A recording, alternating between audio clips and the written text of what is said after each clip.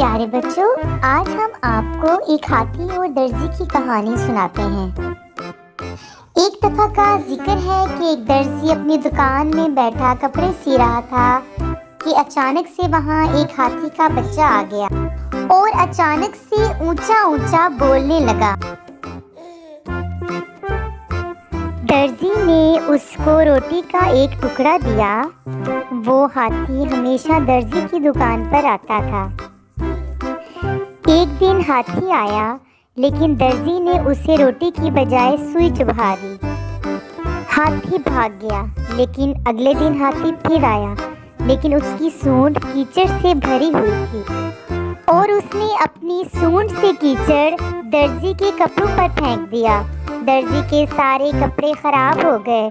दर्जी सर पकड़कर रोने लगा।